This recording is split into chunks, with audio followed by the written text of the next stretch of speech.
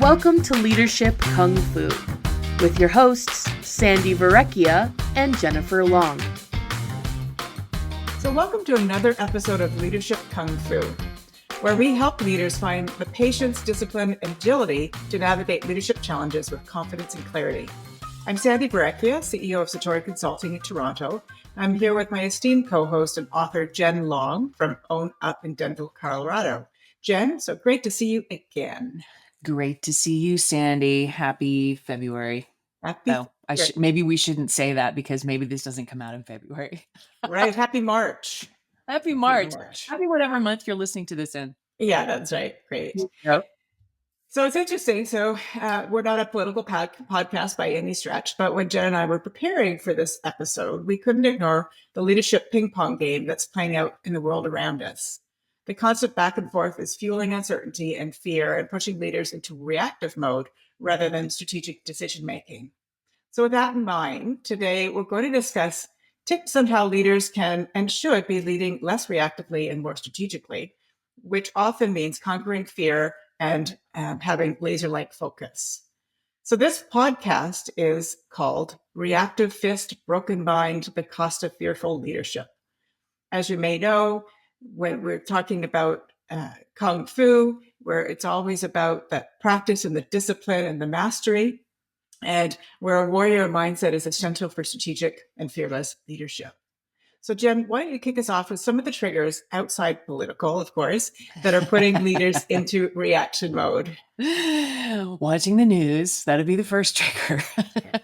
Yeah. But other than that, some of the triggers that are really putting leaders in a precarious position are things like prioritization overload, cognitive overload, really the reactive trap, the firefighting of having to deal with what's happening and how that's impacting business based on what they perceive are the impacts and the fears that get raised. And the illusion that everything is important, that this all is going to matter immediately, right? Those are some of the ones that I've noticed. What have you got?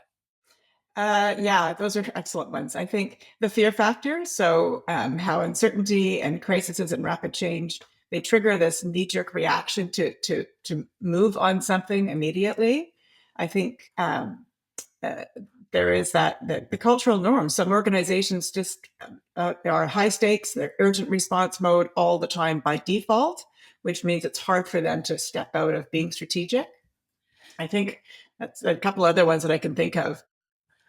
Yeah. And it's dangerous. It's dangerous because when we bring the Kung Fu to the thinking, right? So being reactionary and responding and having to move at speed is always dangerous. If you're not willing to create some of the space and calm to make better decisions. And it's the decision making really that goes at risk in so many ways, because the elevated fear and emotion driven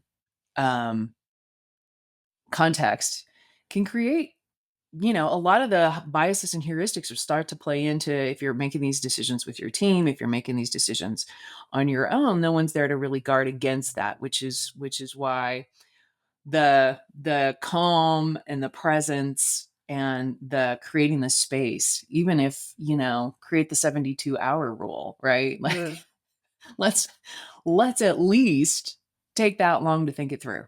That seems like a bit of a luxury, doesn't it? 72 hours. So 72 hours, right? Yeah, maybe 36 hours might be more. But when you're in a leadership position, how you behave and how you show up to your team, they will mirror it, right? If you show up with calm mind, calm presence, let's be strategic and think through something and make decisions that are sort of looked at multifaceted, so they are the best decisions with the information that we have. Your team will rally around you. If you show up in this short-term reaction, we need to go here, we need to go there, we need to get this done, we need to get that done. They will also do that. And so we really need to be, as leaders, thinking about how we're showing up. Well, and your workforces they're also subject to all this whole climate thing, right? They're all subject to everyone is being impacted. They're watching what's happening to the federal workforce in the US, right? They're like, oh my God, what does this mean about, and the tactics and strategies are definitely putting people in a place of dis-ease and discomfort. Mm-hmm. And Mm-hmm. it's interesting. I mean, I went to a conference to work with a team of leaders a couple of weeks ago. And I was talking to a guy on the team who is in the HR department, and he shared out that the organization had moved, as so many have, to eliminate DEI initiatives. And in doing that, they also changed and actually eliminated core values from the business.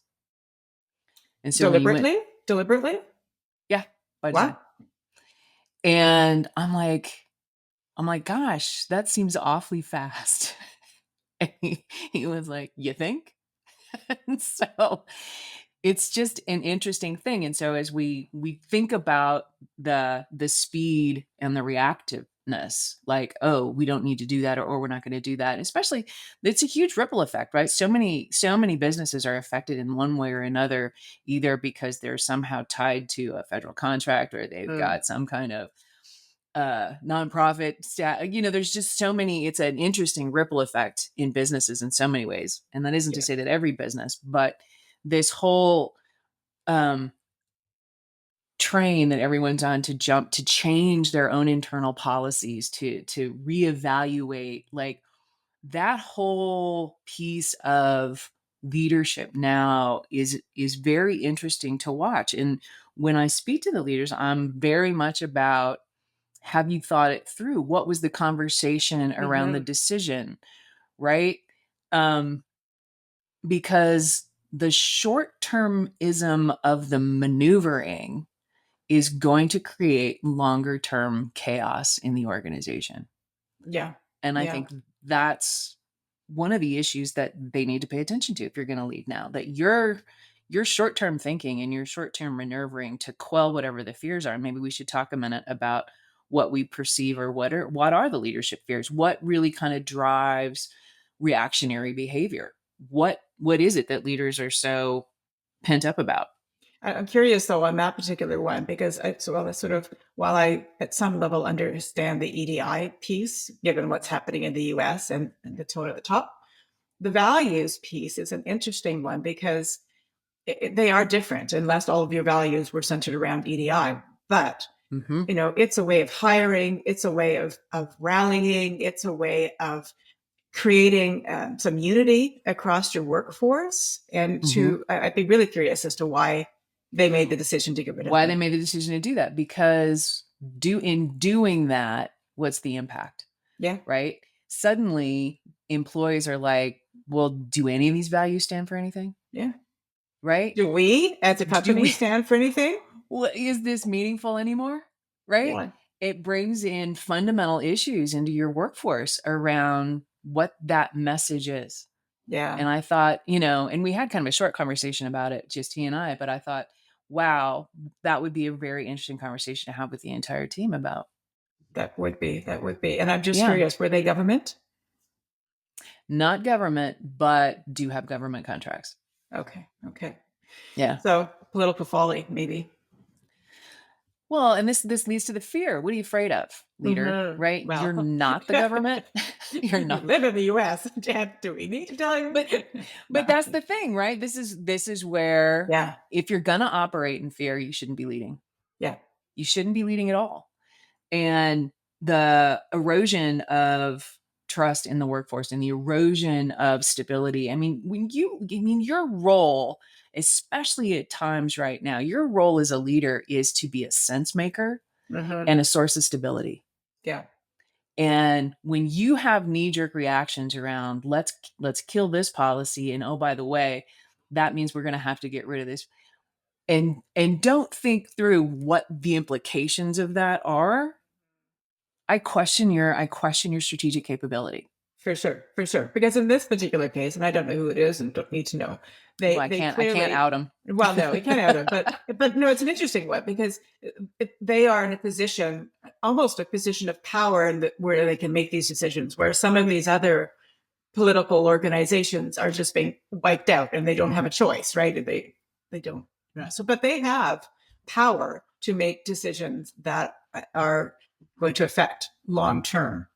And so to not sort of stand in that power and really reflect on how decisions. And so shifting from that survival mode to a vision driven leadership approach where you slow down decision making and we all know that when you slow down decision making, better long-term outcomes come.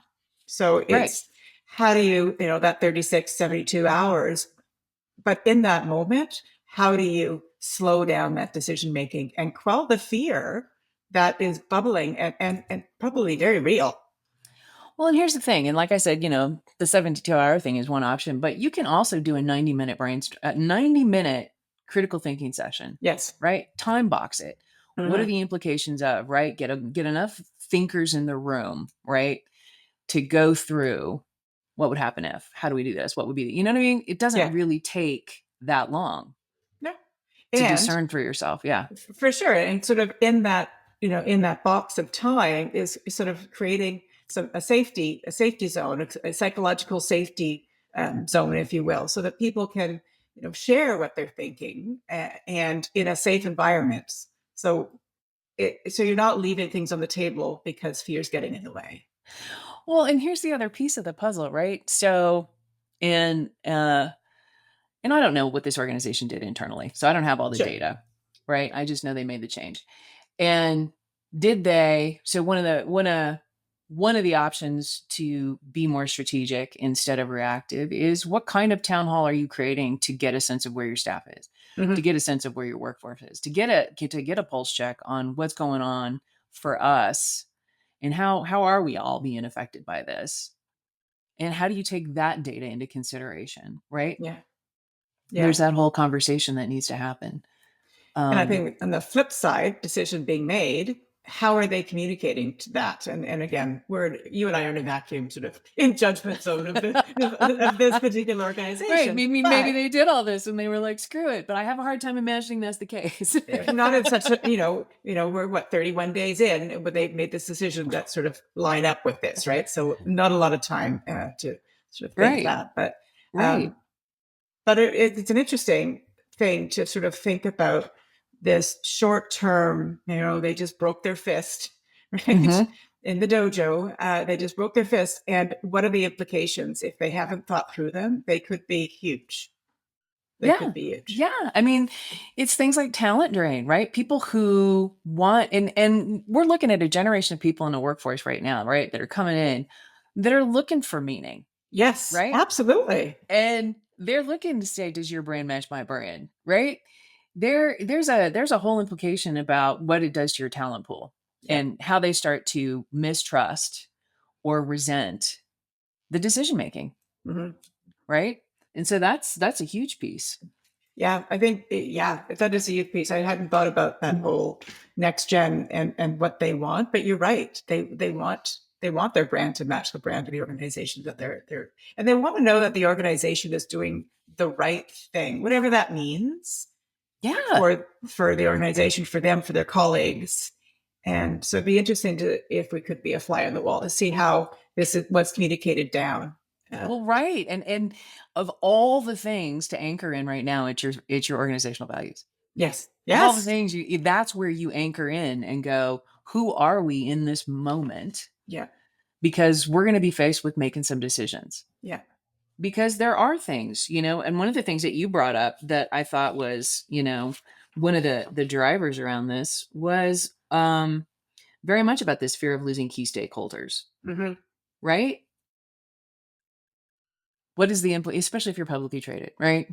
Yes. Yeah. If you're big like that, if you're not big like that, anchoring in your values is the easy thing. It's like, yes, we're going to stay who we are. We're going to stay the course. But when you have these larger organizations and they've got stakeholders and investors, that's where I think leaders start to get squeamish. What they do, it's like the year-end results, the month-end results, and Q quarter-end results, right? But this is around people, and this is around leadership, and you can't be squeamish. Like you just can't, I don't know. Well, you can't because, and we're saying squeamish, but what that really means is you're signaling weak leadership. Yeah. When you kowtow to this kind of cultural phenomenon, when the zeitgeist, is whipping you around, weak leadership. Yeah. Yeah. And I think we're going to see more and more of that. And, I wish a whole lot of leaders would be listening to this podcast when we bring it out, because I think a lot of people are going to have to start thinking about what kind of a leader am I going to be in this chaos in which we're working. There's always been chaos, but this time Always been chaos. always been chaos. But this feels but there's like more, and it's by intention. I feel yes, like the strategy at the top of this country currently is we're just going to pepper you with all kinds of crap and distract you here and distract you there yes, and move something here. And in that moment, right, you're all going to be confounded and whatnot. And it's really going to take some staunch leaders, some clear-headed leaders to parse this, make sense of it, and create decisions for their organizations that are going to keep them in the business long term. in the business that they want to be in, Right. working with the values that they want to work within, right? So I think that is an important aspect. You can continue to be a business and you can continue to thrive, but you could be at odds with who you are as an organization to appease the political realm of which we're in, right? Well, just all to appease the fear, right? Yeah. Because it's not even just the political thing, right? Because that's outside the organization. But what are the real fears that the leaders are working in? Because I think that's the thing they've got to start to get their head around, right? So things like avoiding controversy and protecting their reputation. Yeah.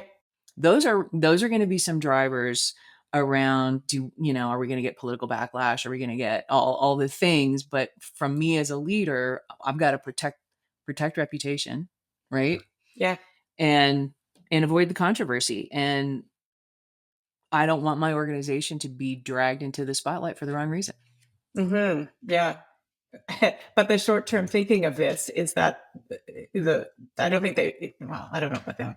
There's a lot of organizations probably not thinking about what the right reasons are, right? Because right now, if you can't see through the fear, if you can't parse it out and think about what is driving that short-term reactionary impact that you're going to make, then you're sort of always in defensive mode and not in offensive mode, right? And we need as organizations to be offensive. Yeah. You need to set back. Your decisions are going to be about appeasing, right? As opposed to standing in solving the issues and addressing the controversies as they roll in your door. Yeah. We often talk about strategy as being making choices, right? What do we want to do, but what are we not going to do? And in this sort of weird environment that we're all working in, and in this fear environment that many people are working in right now, it would be a really good exercise to sit back and say, like, what will we not give up? What will we not, allow happen? What will we not fill in the dots? Yeah. And which will help drive the things that you're willing to do and be less reactive and be much more focused on what means to something as valuable to your organization and not just a flavor of the day. We need to do something now. Well, because the paradox is that when you make fear-based decisions, you're going to bring about the exact thing that you're afraid of. Yeah. And I think that's something that you need to consider. And some of the other drivers that I was looking at to help people start to put a tap on what's going on and how do you put a name on it, because you can name it, you can own it, and then you can actually deal with it. That before, right? So we talk about losing stakeholders and the fear of the thing about maintaining power and business viability, right? But then I think there's also the fear of internal conflict and workforce division, right? What's going on within the workforce itself. And in an effort to maintain harmony and avoid disruption, they just want to quell something quickly, right? And so can move too fast and be Yeah. too impulsive. Yeah, but the flip side of that is that they're not thinking about that, right? If they're not Mm-hmm. thinking about the impact on staff, Mm-hmm. right? So that just could be a negative. So they're trying, in your scenario, they're trying to get rid of it quickly so it doesn't disrupt it. Mm-hmm. But when And they so that make those makes decisions, mm-hmm. it could do the same thing, It right? brings about it makes it all even worse. And so that's Yeah. why I say like there's this paradox. If you make these things, I want to create harmony. So we're going to make these sweeping decisions and just be done so we can quell any kind of, and all that does is foment it. Yeah. Wait, we didn't get to have a conversation. Wait, who are we as a business, right? It just brings up all the issues that you were hoping not to have to talk about. Right. Right. Yeah. There's so much that can go wrong when you're not thinking strategically and you're not in sort of sound, clear mind making decisions and sort of engaging with others along the way. There's just so much that can go wrong. And we, you've seen it over the years in organizations, and not even now with this whole political pressures that are making people ping pong back and forth, but just organizations that have gone from sort of good to great to failure. A lot of these things is because they started to think about things short term. A good example is Kodak, when they weren't thinking long term when they decided that digital photography wasn't for them, because they weren't looking at the longer term vision. And so they made some short term tactical changes to their business that led to the demise of their organization. Yeah. They saw themselves as a chemical company and not as a photography company, and stepped away from the patent they already had on a digital camera. Ridiculous. Because they didn't want to play in an environment they didn't know. Yeah. Right. And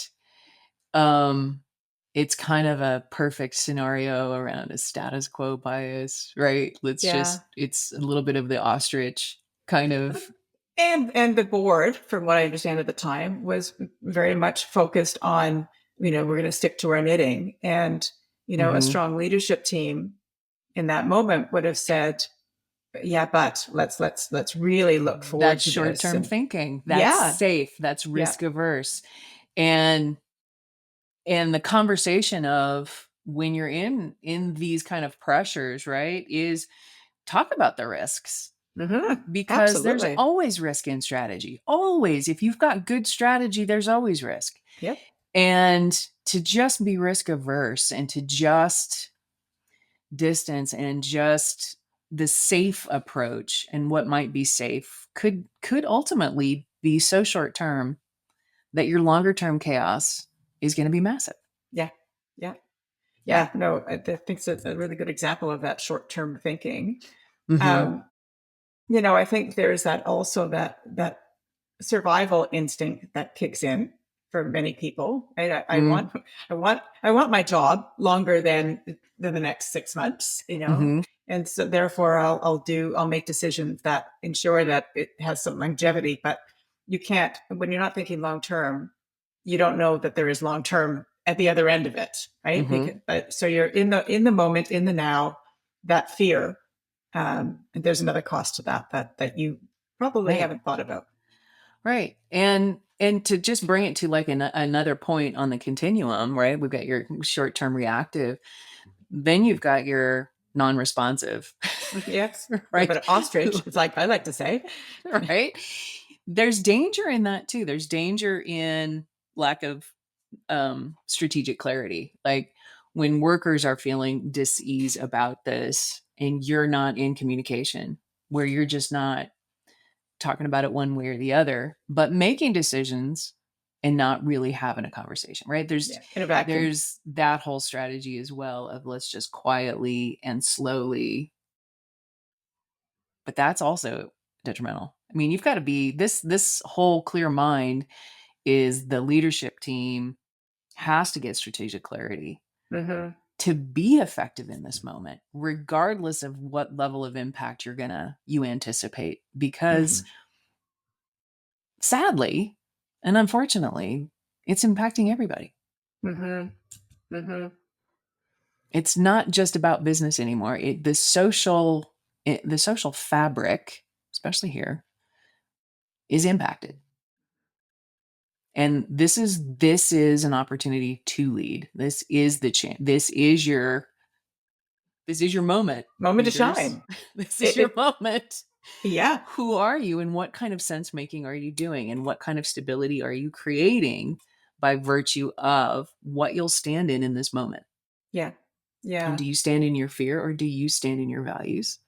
And do you open the conversation in a good way? Yeah. Which allows you as a leader to sort of know when to act and know when to step back, right? So when you're engaging with others, it gives you a bit more clarity and time to react in that. So really thinking about, do I need to act or do I need to step back and conserve some of that mental energy for when you really, really need it, right? Yeah. Yeah. So what are your thoughts in terms of what can we offer? What can we offer on it? What's gonna help with the strategic calm? What's gonna help the kung fu get better? Yeah, yeah.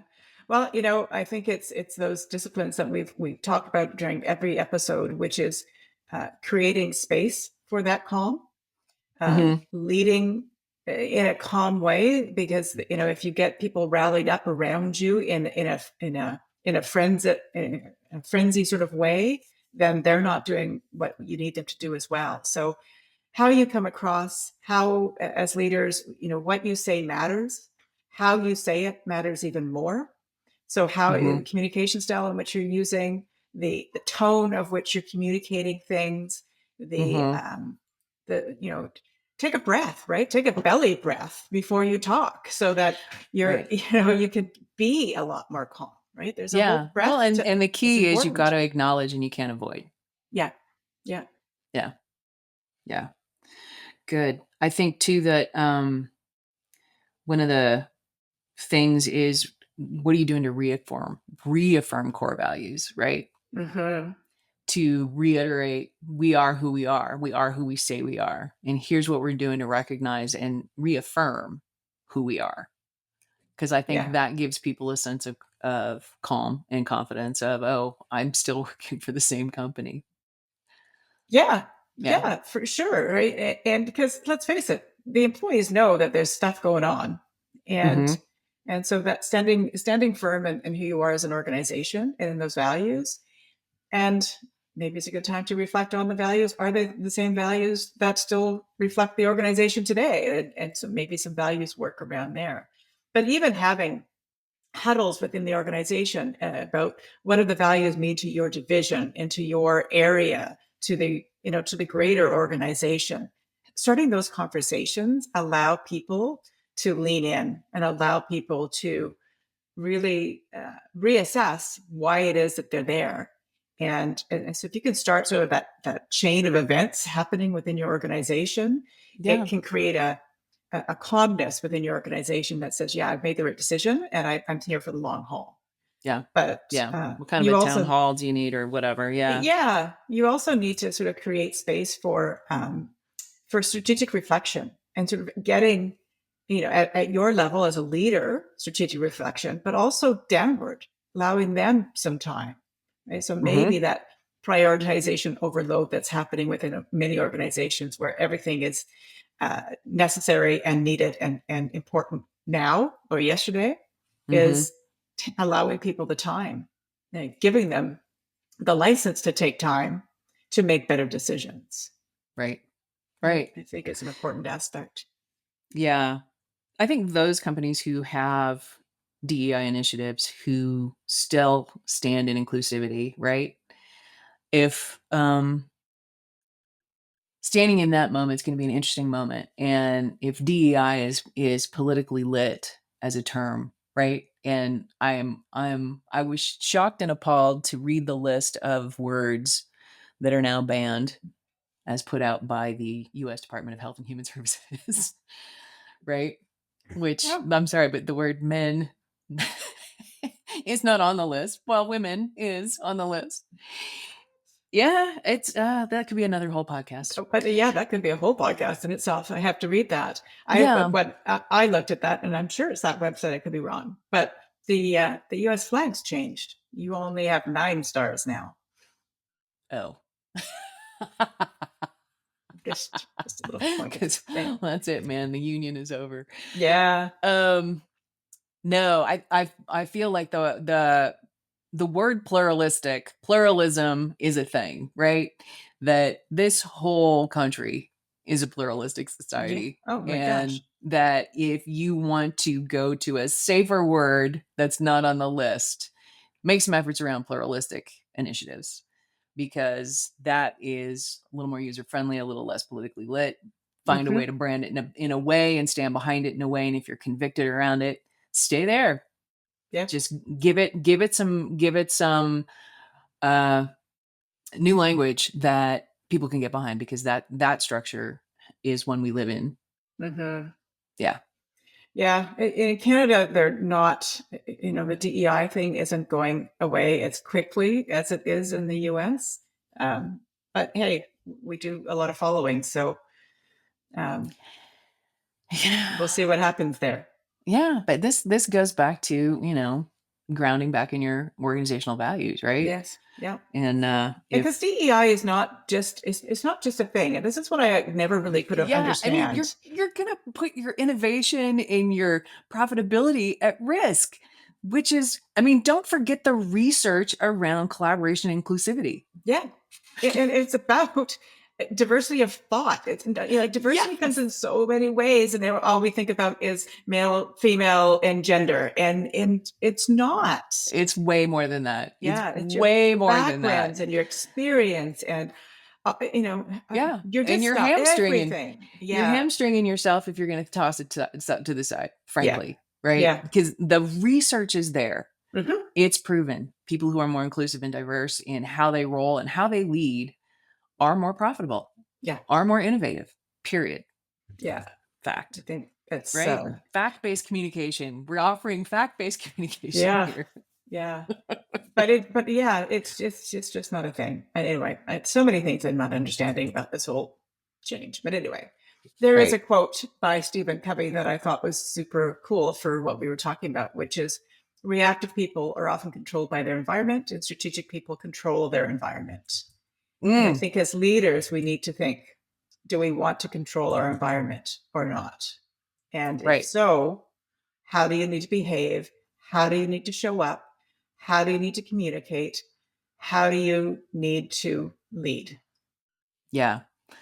Yeah. And I do find it interesting because, as you know, I'm on the workforce is the solution, not the problem kick. That when you disdain your workforce, you are going to set your business up to fail. Yeah. And to feel, and I think what was surprising in some of the leadership behavior is just the vindictiveness of things. Yeah. And the mean-spiritedness that is prevalent. And that is more dangerous. I think it's more dangerous. And I think when, as organizations or as leaders, notwithstanding where it's coming from, but if you react to that mean-spirited in such a way that you're almost condoning it to happen, you're allowing it and saying it's okay because now I'm going to react to it in such a way that this person or this group want me to. And leaders are never complicit. No, that's what leading is, and that's a choice every leader gets to make. Yeah. In terms of how they work through these moments in their organizations and what they bring to bear on where they're clear and how they stabilize in this time. And I think that these are true tests of leaders right now. Yeah. And so, a good takeaway from this podcast would be for leaders of organizations to get together and talk about this and talk about their organization in this light before they start making more decisions, right? Let's have a common language, a common platform, a common way that we're going to make decisions so that we are unified. Because and more than ever, I think unity is an important aspect across organizations and across Right. culture. Right. And if you're feeling ill-equipped for the ambiguity, and you're feeling ill-equipped for this kind of complexity, if you're feeling ill-equipped about how do I do 90-minute time boxing on how to make these decisions quickly, this is where your executive coaches can help you. So we'll just plug ourselves here at the end to say that there are tools for these things. Yes, and there are ways that absolutely. you can work through these things, and you're not alone. And there are plenty of people who are willing to support. And this is, if you feel Prepared. ill-equipped Yeah. in this moment, get help. Yeah. Get a coach, get somebody who can work with you, teach you some tools, help you work through some stuff, and Be a sounding board. Be your yes, sounding board. get a right? thought partner, get somebody to Yeah. pace with you, because you don't have to do this stuff alone. And it's really critical, not only to your well-being as a leader, but to the well-being of your entire organization. Yeah. And you've got to show up for it. Because the tone of the top, we all know, makes a difference. That's right. And on that note, please leave your comments. Yes. Share this podcast with as many people as you think it might be interesting to. We appreciate those of you who consistently download and listen. And we will see you on this same bat channel. Let us know if there's other things that you wanted us to talk about, right? Because we're always looking for new ideas, and our listeners are the best people to feed it to us. Absolutely. What's on your mind? Let us know. Let's talk about it. All right, Sandy. Well, Thanks, have Jen. fun over there in Toronto. Keep the planes upright, would you? We will. And wings on. All right. Talk to you later. Thank you so much for listening. You can check out Sandy's website at satoriconsultinginc.ca. That's SATORI consultinginc.ca. And you can check out Jen's website at accountabilityatwork.com. If you like what you hear, let us know by leaving a review on your favorite listening platform. Thanks again, and we'll see you next time.